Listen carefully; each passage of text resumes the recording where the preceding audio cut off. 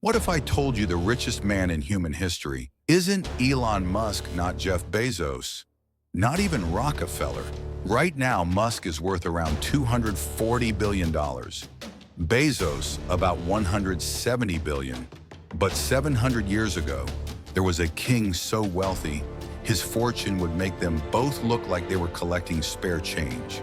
A king so generous, his gifts of gold collapsed entire economies.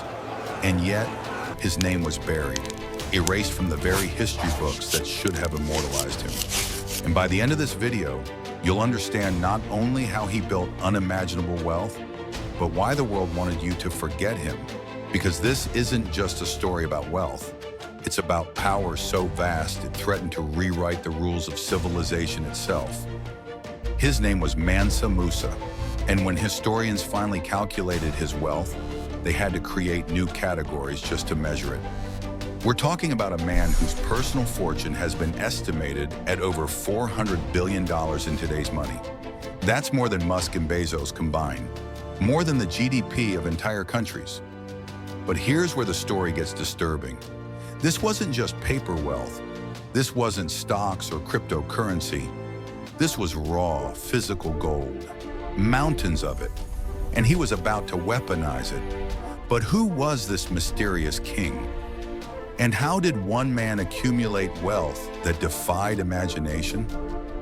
The year was 1312. While Europe was struggling through the Dark Ages, something extraordinary was happening in West Africa. The Mali Empire had become larger than Western Europe. It controlled the most lucrative trade routes in the world: salt from the north, gold from the south. And sitting at the center of it all was Mansa Musa. The empire controlled half of the world's gold supply. Think about that for a moment. Half of all the gold on Earth. But Musa wasn't content to simply hoard his wealth. He was planning something that would announce Mali's dominance to the entire world. Something that would change the course of history.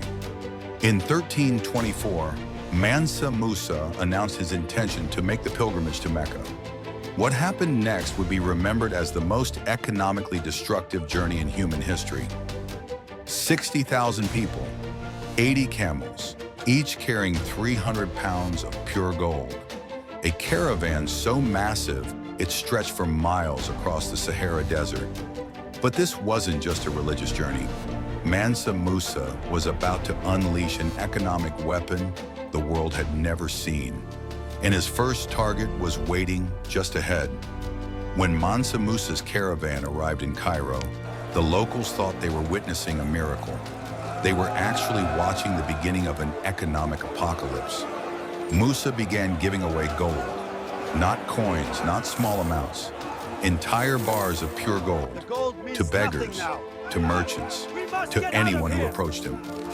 Within days, something unprecedented happened. Gold, the most precious metal on Earth, became worthless in Cairo. The local economy collapsed overnight.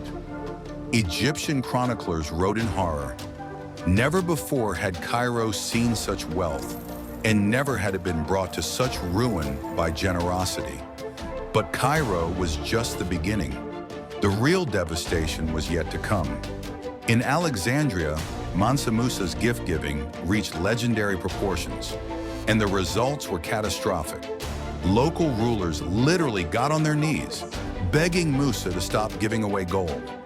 They understood what he apparently didn't care about. He was destroying their entire economic system. For 10 years, an entire decade, gold remained worthless in the region. Trade collapsed. Fortunes vanished. Entire merchant families were ruined. But here's what the history books won't tell you. This wasn't accidental. This wasn't just generosity gone wrong. Mansa Musa was orchestrating something far more calculated. While everyone focused on the economic destruction, Musa was playing a different game entirely. A game of power, influence, and international dominance. Every gold coin he gave away was an advertisement. Every crashed economy was a demonstration of Mali's unimaginable wealth. He was announcing to the world, this is what we can afford to throw away. The plan worked perfectly. Within years, Mali became the most sought-after trading partner in the known world. Diplomats lined up to establish relationships with this mysterious African king who treated gold like sand. But the question everyone was asking remained, just how wealthy was this man? And could any empire's riches actually be infinite? When modern economists finally calculated Mansa Musa's true wealth, they had to rewrite the definition of rich. Mali controlled gold mines so productive that they supplied half the world's gold. Not half of Africa's gold, half of all gold on Earth. Musa's personal wealth, just his personal fortune, not including the empire's resources, has been estimated at $400 billion in today's money. That made him potentially the richest human being who ever lived. But here's the most disturbing part of the story.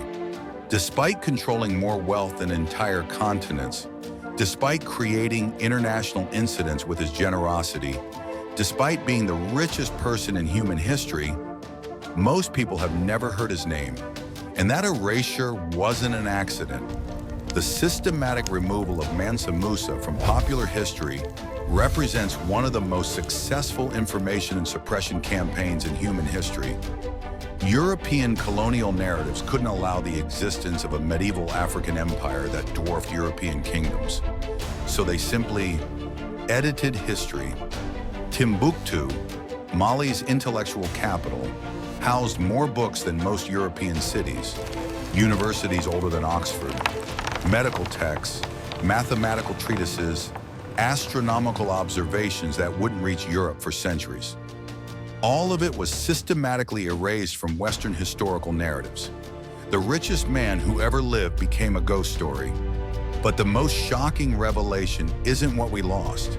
It's what we're still losing today. The same regions that made Mansa Musa the richest man alive are today among the poorest places on Earth. And that's not a coincidence. Mali still sits on some of the world's largest gold deposits. But multinational corporations extract billions in resources, while local populations see almost none of the profits. The pattern is identical. Africa's wealth enriches everyone except Africans. Just like in Musa's time, gold flows out while poverty flows in. The suppression of Mansa Musa's story wasn't just about rewriting the past, it was about controlling the narrative of African capability, African wealth, African power, which raises the final, haunting question. What other incredible stories have been buried by those who rewrote history? Mansa Musa's true legacy isn't just his impossible wealth. It's proof that everything you think you know about medieval civilization might be wrong. Africa wasn't the dark continent of colonial imagination. It was the beating heart of global commerce, the center of learning, the source of unimaginable wealth. One king's generosity crashed economies across 2 continents. His wealth made modern billionaires look like paupers. His empire connected 3 continents in trade and diplomacy. And yet, until today, you'd probably never heard his name. What other truths are hidden in the shadows of history, waiting to shatter everything we thought we knew? So, now you know the story of Mansa Musa, the richest man who ever lived, and the king history tried to erase. But his story is just one of countless hidden truths buried in the past. If you want to uncover more forgotten legends, shocking histories, and the stories they never taught you in school, make sure to hit that subscribe button and turn on notifications, because the next video might just change the way you see the world forever. And if you found Mansa Musa's story as unbelievable as I did, drop a comment below. Do you think anyone today could ever match his wealth? Or was Musa truly untouchable? Thanks for watching, and I'll see you in the next one.